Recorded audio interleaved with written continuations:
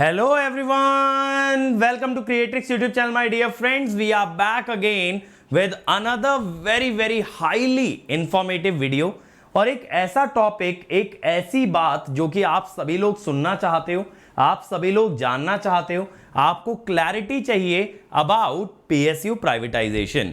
तो इस सेशन के अंदर ना अल्टीमेट लेवल पे मैं आपको क्लैरिटी देने वाला हूं बेटा पीएसयू प्राइवेटाइजेशन के बारे में। तो आप लोगों को काफी मजा आने वाला है और इसके बाद किसी भी तरह की कोई अफवाह, इसके बाद किसी भी तरह का कोई डिस्कशन, आई थिंक उस पर फुल स्टॉप लग जाना चाहिए। तो इससे पहले मैं स्टार्ट करूं बेटा, मैं आपको बता दूं अनअकैडमी आपके लिए लेके आया new year new resolution new goal. तो अगर आप लोग का भी ये गोल है कि आपको गेट में मचाना है, इंजीनियरिंग सर्विसेज में मचाना है और आप चाहते हो टॉप मेंटोर्स, टॉप गाइडेंस, तो बेटा आपको जुड़ना है अनअकैडमी के साथ, जहां पे हम एक प्रण लेंगे साथ में कि यार मिलके जम के मेहनत करेंगे, जो करना पड़े करेंगे, लेकिन गेट में मचा के दिखाएंगे, इंजीनियरिंग सर्विसेज में मचा के दिखाएंगे, एक टॉप रैंक ला के दिखाएंगे। इसके लिए आपको अनअकैडमी दे रहा है बेटा इस समय पे 23% discount on all the courses, all the subscription. तो आपका कोई भी एग्जाम गोल है, कोई भी टारगेट है, आप अनअकैडमी के साथ पूरा कर सकते हो। बस बेटा आपको करना क्या होगा कि आपको अनअकैडमी ज्वाइन करना है और इमीडिएटली ज्वाइन करते हुए आपको कोड लगा देना है अंकित ESE। इस कोड से देखो आपको रेगुलरली तो 10% डिस्काउंट मिलता है, लेकिन न्यू ईयर के मौके पे आपको दिया जा रहा है 23% डिस्काउंट। तो आप लोग बिना सोचे समझे बेटा फटाफट से ज्वाइन कर लीजिए, क्योंकि अगर लाइफ में मचाना है तो हमें आगे बढ़ना होगा, सोचते रह जाएंगे तो पीछे रह जाएंगे। चलिए, तो यार देखो आज हम लोग क्या बात करने वाले हैं कि कौन सी ऐसी पीएसयूज हैं जो कि प्राइवेटाइज हो सकती हैं। मैं ये नहीं कहूंगा कि यार देखो आप लोगों को जबरदस्ती का मोटिवेट करने के लिए कि कोई भी पीएसयू प्राइवेटाइज नहीं होगी, दुनिया में जैसा चलता है वैसे ही चलता रहेगा, ऐसा कोई बड़ी बड़ी बातें नहीं होने वाली हैं। ठीक है, प्रैक्टिकल बात करेंगे, फैक्ट्स पे बात करेंगे। तो यार देखो कुछ पीएसयूज डेफिनेटली प्राइवेटाइज होंगी, लेकिन कौन सी पीएसयूज प्राइवेटाइज होंगी या कौन सी नहीं होंगी, इस सेशन में हम ये बात करेंगे। तो देखिए, ये एक नोटिस है जो कि government of India ministry of finance की तरफ से आया है और मिनिस्ट्री ऑफ फाइनेंस के अंदर भी डिपार्टमेंट ऑफ पब्लिक एंटरप्राइजेस यानी पीएसयूज का जो डिपार्टमेंट है गवर्नमेंट ऑफ इंडिया के अंदर, उनका नोटिस है। तो guidelines for implementation of new PSE policy for central public sector enterprise in non strategic sector. ठीक है, तो बेटा यहां पे इन्होंने कुछ गाइडलाइंस इशू की हैं डिपार्टमेंट ऑफ पब्लिक एंटरप्राइजेस ने under the central public sector enterprise. Public sector enterprise को आप पीएसयू ही समझ सकते हो। ठीक है, तो यहां पे देखो पीएसयूज को दो पार्ट में डिवाइड किया गया बेटा, स्ट्रैटेजिक और नॉन स्ट्रैटेजिक। स्ट्रैटेजिक का क्या मतलब होता है, जो पब्लिक सेक्टर एंटरप्राइजेस, जो पीएसयूज देश की स्ट्रैटेजी का हिस्सा होते हैं। स्ट्रैटेजी कैसे, बेसिकली देश की ग्रोथ का हिस्सा होते हैं, देश के बहुत इंटीग्रल पार्ट होते हैं, जस्ट लाइक डिफेंस। अब जैसे देखो देश का जो डिफेंस सेक्टर है, देश की जो आर्मी है, देश के जो रिसर्च ऑर्गेनाइजेशंस हैं, इनको हम प्राइवेटाइज नहीं कर सकते, right? Because they are working for the government of India, they are empowering the country, they are the pillars on which this country stands, तो they will become strategic। तो कुछ ऐसे सेक्टर्स, कुछ ऐसी पीएसयूज को स्ट्रैटेजिक सेक्टर में रखा गया है और कुछ को नॉन स्ट्रैटेजिक सेक्टर में। तो आइए इसके बारे में और समझते हैं। तो स्ट्रैटेजिक सेक्टर के अंदर देखो मैक्सिमम 4 पीएसयू होंगी इन द स्ट्रैटेजिक सेक्टर, यानी कि एक सेक्टर के अंदर हद से हद बेटा 4 पीएसयूज अलाउड हैं, कम भी हो सकती हैं, मिनिमम 1 होगी, मैक्सिमम 4 होगी। State owned firms in other segment would be privatised eventually. ऐसा नहीं बोला गया कि अभी प्राइवेटाइज कर देंगे, कल कर देंगे, परसों कर देंगे। आप लोग तो ऐसे डरते हो कि यार मेरे को जिस साल गेट देना है ना उसी साल प्राइवेटाइज होगा सारा, ऐसा नहीं है। इवेंचुअली धीरे धीरे, यार लंबा प्रोसेस होता है। ऐसा थोड़ी गवर्नमेंट कहेगी भैया हम तो पीएसयू को बेचने के लिए तैयार है, 1000 करोड़ रुपया चाहिए, कोई लेके बैठा है बैग में, जैसे पिक्चरों में दिखाते हैं ना, बैग ले आए, सूटकेस ले आए, लो भैया पैसा हमको दे दो। ऐसे नहीं होता। बहुत बड़े बड़े इन्वेस्टर्स होते हैं, बहुत बड़े यहाँ पे पार्टीज इन्वॉल्व होती हैं, फिर वो देखेंगे कि भैया उनको पीएसयू चाहिए या नहीं चाहिए, वो लोग उससे प्रॉफिट बना पाएंगे या नहीं बना पाएंगे। और इवन सब कुछ डिसाइड होने के बाद भी ना बेटा महीनों लग जाते हैं इस प्रोसेस में। ऐसा नहीं होता आज सोचा और कल हो गया। अब यहां देखो 4 सेक्टर जो है कवर किए गए हैं स्ट्रैटेजिक में, atomic energy, space and defence. ये बहुत ज्यादा इंपॉर्टेंट है बेटा। एटॉमिक एनर्जी माने आपका न्यूक्लियर एनर्जी। फिर ट्रांसपोर्ट एंड टेलीकम्युनिकेशन, फिर power, petroleum, coal and other mineral. Coal and other mineral वाला क्या पार्ट हो गया आपका? माइनिंग वाला हो गया। पेट्रोल वाला पार्ट क्या हो गया? जो ऑयल कंपनीज हैं। फिर देखो banking, insurance and financial services. तो ये 4 सेक्टर्स को बेटा स्ट्रैटेजिक सेक्टर बोला गया है, और स्ट्रैटेजिक सेक्टर में 4 पब्लिक सेक्टर कंपनीज आपकी हो सकती हैं। ठीक है जी। अब नॉन स्ट्रैटेजिक सेक्टर क्या है? जिनके अंदर पीएसयूज को या तो प्राइवेटाइज कर दिया जाएगा या क्लोज कर दिया जाएगा। ठीक है, प्राइवेटाइज कर दिया जाएगा मतलब कि इसमें प्राइवेट सेक्टर का इन्वेस्टमेंट बढ़ा दिया जाएगा। देखो जो पब्लिक सेक्टर एंटरप्राइजेज होते हैं ना, अधिकतम एंटरप्राइज ऐसे होते हैं जिसमें गवर्नमेंट का कुछ शेयर होता है, बट साथ साथ प्राइवेट सेक्टर का भी शेयर होता है। अब प्राइवेटाइज करने का मतलब क्या होता है कि प्राइवेट सेक्टर का जो शेयर है वो गवर्नमेंट शेयर को डोमिनेट करेगा, यानी कि गवर्नमेंट जो अपने कंपनी में शेयर है, जो स्टेक है, उसको सेल कर देगी। तो डिसीजन मेकिंग पावर किसके पास आ जाएगी? उस प्राइवेट बॉडी के पास आ जाएगी विच बाइज देयर शेयर।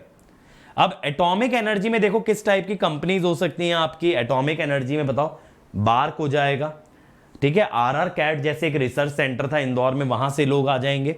स्पेस में आपका इसरो हो जाएगा। डिफेंस में आपका डीआरडीओ हो जाएगा। ठीक है, ऐसी पावर में पावर ग्रिड हो जाएगा, एनटीपीसी हो जाएगा। पेट्रोलियम में आईओसीएल हो जाएगा, एचपीसीएल हो जाएगा। कोल में कोल इंडिया लिमिटेड हो जाएगा। ठीक है, तो इस टाइप की जो कंपनीज हैं they are kept in strategic sector. तो देखो ये बंद नहीं होने वाली यहां पे, लेकिन क्या हो सकता है ना, यहां पे मर्जिंग हो सकती है। क्या हो सकती है? मर्जिंग। मर्जिंग का क्या मतलब है भाई? जैसे अभी बीच में एक डिस्कशन चल रहा था कि ये जो ऑयल कंपनीज है, क्योंकि बहुत सारी ऑयल कंपनीज है ना, Bharat petroleum, Hindustan petroleum, Indian oil, Shell, बहुत सारी पेट्रोलियम कंपनीज हैं, तो क्यों ना इनको मर्ज करके हम लोग एक सिंगल कंपनी में, एक सिंगल एंटिटी में कन्वर्ट कर दें, एक सिंगल पीएसयू जो कि पूरी तरह से रूल करेगी। अब आप कहोगे सर ऐसे में तो फायरिंग हो जाएगी, सर ऐसे में तो जॉब कम हो जाएंगे। नहीं, ये सोचो ना, प्लांट थोड़ी शट डाउन कर रहे हैं।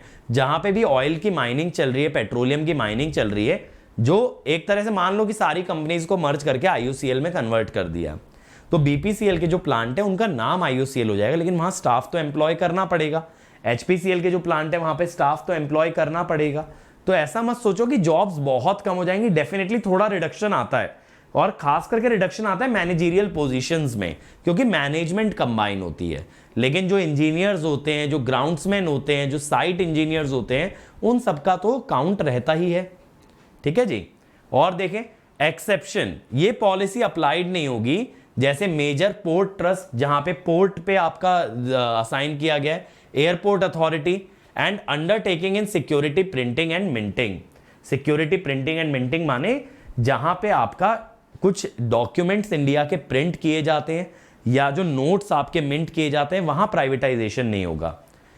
पीएससीज such as non profit companies, जो नॉन प्रॉफिट कंपनीज हैं उन्हें भी आपको क्या रखना पड़ेगा? पब्लिक सेक्टर, जो कि इंडिया के कुछ अंडर प्रिविलेज लोग या वल्नरेबल ग्रुप्स को सपोर्ट कर रही है। माना कि वो प्रॉफिट नहीं बना रही है, माना कि वो सरकार को पैसा कमा के नहीं दे रही है, लेकिन ऐसी कंपनीज को भी पब्लिक सेक्टर ही रखा जाएगा, ताकि क्या हो, क्योंकि देखो प्राइवेट सेक्टर जब एंटर करता है ना, मैं आपको बताऊं किसी भी डोमेन में, तो वहां पे सारी चीजें प्रॉफिट ओरिएंटेड हो जाती हैं, रेवेन्यू ओरिएंटेड। तो जहां पे एक नॉन प्रॉफिट कंपनी है जो कि किसी एक सेक्टर को सपोर्ट कर रही है, बेटा वहां प्राइवेट सेक्टर को एंट्री नहीं दे सकते, वरना वो पूरा का पूरा नोबल कॉज लॉस्ट हो जाएगा। तो यहां भी नहीं होगा। प्रोसेस क्या होगा बेटा? ये नीति आयोग जो है, नीति आयोग जो बनाया गया है, वो रिकमेंड करेगा कौन सी पीएसयूज को रिटेन करना है और कौन सी पीएसयू को प्राइवेटाइज करना है, मर्ज करना है या बंद करना है। तो 3 पॉसिबिलिटी है, तो प्राइवेट सेक्टर आएगा, या पीएसयू मर्ज करके सिंगल बनेगी, या फिर बंद हो जाएगी। The core group of secretaries on disinvestment headed by cabinet secretary will consider these recommendation. तो रिसर्च वर्क कौन करेगा? नीति आयोग करेगा। अप्रूवल कौन देगा भैया? Group of secretaries on disinvestment. Divestment का मतलब है कि गवर्नमेंट अपना इन्वेस्टमेंट निकाल रही है, गवर्नमेंट अपना इन्वेस्टमेंट कम कर रही है। फाइनल अप्रूवल जो आएगा it will be provided by alternate mechanism. इसमें फाइनेंस मिनिस्टर होंगे, एडमिनिस्ट्रेटिव रिफॉर्म के मिनिस्टर होंगे, minister of road transport and highway, और department of investment and public asset management DPM can also approach the cabinet for strategic disinvestment of a specific public sector enterprise from time to time. यानी ये जो department है ना, जो public sector में investment और management को control करता है, ये भी कैबिनेट के पास जा सकता है कि यार ये वाले पब्लिक सेक्टर एंटरप्राइज से ना हमें डिसइन्वेस्ट करना चाहिए, यानी इसका शेयर प्राइवेट सेक्टर को सेल करना चाहिए। तो ये डीपीएम जो है ये गवर्नमेंट इक्विटी मेंटेन करता है पब्लिक सेक्टर कंपनीज में। यानी ये जो डिपार्टमेंट है ये इस बात की देखरेख करता है कि गवर्नमेंट का कितना स्टेक है आपके पीएसयूज के अंदर। तो सर इससे स्टूडेंट लाइफ पे क्या इंपैक्ट पड़ता है मैं बताता हूं, ठीक है। ये नोटिस तो सबको समझ आ गया होगा अच्छे से। इससे ये इफेक्ट पड़ता है बेटा कि अगर आप एक अच्छा रैंक लाते हो गेट एग्जाम में और आज की डेट में आपको पीएसयू चूज करने का मौका मिलता है, तो try and choose a strategic sector PSU जो कि टॉप सेक्टर्स हैं, जैसे power grid, NTPC, Indian oil.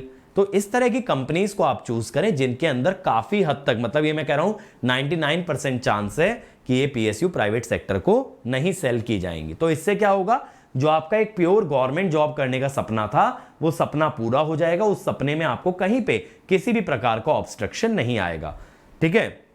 या फिर आप और क्या चूज कर सकते हो बेटा, आप जैसे डीआरडीओ में जा सकते हो। डीआरडीओ का अगर एग्जाम निकाल लो, ये इतने ज्यादा बेटा लेटेस्ट प्रोजेक्ट्स पे इंडिया के लिए काम करते हैं ना, इसको कभी भी हम लोग जो है प्राइवेटाइज नहीं कर सकते, ठीक है। ऐसी इसरो हो गया, इसरो का अगर आप एग्जाम निकालते हो, ये मेरे हिसाब से सभी बच्चों को बात पता होगी भैया, इसरो अपना एग्जाम कंडक्ट कराती है, लेकिन वो एग्जाम गेट से काफी सिमिलर होता है, इसीलिए इस एग्जाम के लिए भी आप जा सकते हो। फिर हो गया बेटा आपका कौन सा, बार्क हो गया। ये 3 ऐसी पीएसयूज हैं बेटा जो कि हमेशा पब्लिक सेक्टर में ही रहने वाली हैं। प्लस आपने जो इंजीनियरिंग में सीखा है ना, वो इंजीनियरिंग कॉन्सेप्ट्स का यहां अच्छा एप्लीकेशन होगा। तीनों के अंदर आपको ऐसे प्रोजेक्ट्स पे काम करने मिलेगा जहां देश में आप कुछ इंपैक्ट ला पाओगे, देश के लिए कुछ कर पाओगे। तो जिन लोगों के अंदर भी ये फीलिंग होती है ना यार मुझे कुछ करना है, मुझे कुछ ऐसा करना है जिससे डेफिनेटली कुछ बड़ा हो पाए, मुझे किसी बड़े प्रोजेक्ट का हिस्सा बनना है, मुझे कुछ बड़ा इंपैक्ट क्रिएट करना है, तो ये तीनों आपके लिए एक अच्छी अपॉर्चुनिटी है।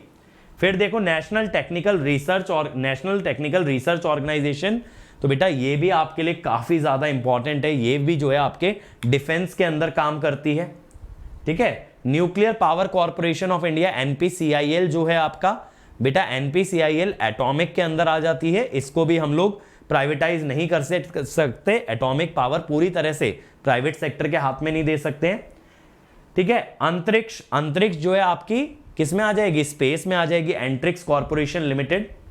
इसके अलावा कौन है, एनएचएआई, ठीक है, ये हाईवे अथॉरिटी है। तो हाईवे अथॉरिटी ट्रांसपोर्ट के अंदर आपका स्ट्रैटेजिक सेक्टर में आ जाएगी, ठीक है। और ये एनएचएआई जो है ना, ये आपका सिविल वालों के लिए काफी अच्छी हो सकती है। फूड कॉर्पोरेशन ऑफ इंडिया, ये स्ट्रैटेजिक पीएसयू रहेगी, तो फूड कॉर्पोरेशन के अंदर भी आप काम कर सकते हो। अगेन इसके अंदर क्यों प्राइवेटाइजेशन नहीं कर रहे, क्योंकि बेटा सरकार को फूड स्टैंडर्ड्स मेंटेन करने हैं। अगर प्राइवेट कंपनी किसी भी कारण से प्रॉफिट के पीछे रनिंग होते हुए फूड के स्टैंडर्ड्स को लोअर कर देगी, तो उससे क्या हो सकता है, महामारी फैल सकती है इस देश के अंदर। There can be a lot of damage to the country. तो again this will be a strategic sector, ठीक है। सेकी that is sun forever, तो ये जो है सोलर कंपनी है। अगेन ये किस में आ गई, आपकी पावर में आ गई। और पावर में जैसा आप जानते हो बेटा, India is the leading country in the solar energy, तो इसमें भी पीएसयू डिसइन्वेस्टमेंट नहीं होगा, ठीक है। इसके अलावा आईजी कार, ठीक है, तो ये वाला भी जो है रिसर्च इंस्टीट्यूट है बेटा, तो ये भी आपका जो है एटॉमिक के ऊपर काम करता है, इसीलिए इसके अंदर भी जो है आपका कोई डिसइन्वेस्टमेंट नहीं होगा। फिर वीईसीसी क्या है आपका, वेरिएबल एनर्जी साइक्लोट्रॉन सेंटर, तो यहां पे साइक्लोट्रॉन पे काम होता है, यहां पे रिसर्च होता है एडवांस लेवल का एटॉमिक में, तो इसमें भी डिसइन्वेस्टमेंट नहीं होगा, ठीक है। अगला जैसा मैंने आपको नाम भी बताया था ना, आरआर कैट इंदौर, तो ये इंदौर के अंदर एक रिसर्च इंस्टीट्यूट है, राजा रमन्ना इंस्टीट्यूट, और ये जो है ना यहाँ पे भी एटॉमिक पे काम होता है, साइक्लोट्रॉन पे काम होता है, इस तरह के एडवांस टेक्नोलॉजीज पे काम होता है। This will also not be privatised. तो अब देखो, इसीलिए बेटा ऐसा नहीं है कि सारी पीएसयू प्राइवेटाइज कर दी जाएंगी, गेट का स्कोप खत्म हो रहा है। डेफिनेटली सरकार को भी पैसा कमाना है, तभी देश आगे बढ़ सकता है, तभी हमारी इकोनॉमी बूस्ट हो सकती है। तो जो लॉस मेकिंग पीएसयूज है, जो नॉन स्ट्रैटेजिक पीएसयू हैं, जिससे देश का नुकसान ना हो, उनको प्राइवेटाइज किया जा सकता है। लेकिन अगर आप अच्छा परफॉर्म करते हो किसी भी एग्जाम में, तो आप वहां पे चॉइस इसी हिसाब से रखना, if you want a government job, go for a strategic PSU, ठीक है। तो 2024-25 वाले बच्चों को कोई डरने वाली बात नहीं है, जस्ट अच्छा परफॉर्म करके एक स्ट्रैटेजिक पीएसयू आपको चूज करना है। और अगर आप चाहते हो बेटा कि गेट में सर मचाना है, तो आप लोग हमारे साथ न्यू ईयर में एक रेजोल्यूशन ले सकते हो कि सर मैं एक प्रण लेता हूं कि मैं इस साल के अंदर 2023 के अंदर जितनी मेहनत हो पाएगी करूंगा। 2023 is going to be my year and I will do everything that I can. और अगर ऐसा प्रण है बेटा आपका, तो आप हमारे साथ जुड़िए। कैसे जुड़ेंगे? आप अनअकैडमी ज्वाइन कीजिए using the code Ankit ESE। जो भी एग्जाम की आप तैयारी कर रहे हो बेटा, इस समय पे आपको उसके अंदर मिल रहा है 23% डिस्काउंट, ठीक है, on the occasion of new year. ये वापस से बाद में 10% हो जाएगा, तो इससे पहले 10% पे जाए, फटाफट से ज्वाइन कर लीजिए। और जो 2023 वाले बच्चे हैं बेटा, आपके लिए अगला मॉक टेस्ट होने वाला है, फ्री मॉक टेस्ट 8 जनवरी को। ये गेट पैटर्न पे होता है, इसके अंदर बेस्ट क्वेश्चंस होते हैं by the top educators, all India rank, detailed performance report, video solution सब मिलता है। और अब तो हम यहां पे स्कॉलरशिप्स भी दे रहे हैं, तो इस टेस्ट को मिस मत करना। वीडियो के डिस्क्रिप्शन में लिंक मिल जाएगा, एनरोल कर लेना using the same code Ankit ESE। इससे रिलेटेड आपकी जो भी क्वेरीज हैं बेटा, जो टॉपिक मैंने आज डिस्कस किया, डेफिनेटली आप लोग कमेंट्स में बताइएगा। और साथ ही साथ और आप किस बारे में जानना चाहोगे, और कौन सी ऐसी चीजें जो आपको परेशान करती है, जिसकी वजह से आप डिमोटिवेट हो जाते हो, मुझे जरूर कमेंट्स के अंदर बताना। I will definitely make sure कि हम उस चीज को एड्रेस करें। और आपको ये वीडियो कैसा लगा, ये भी फीडबैक में बताइएगा, ठीक है? तो मिलते हैं इसी टाइप के नेक्स्ट वीडियो में। Let's crack it.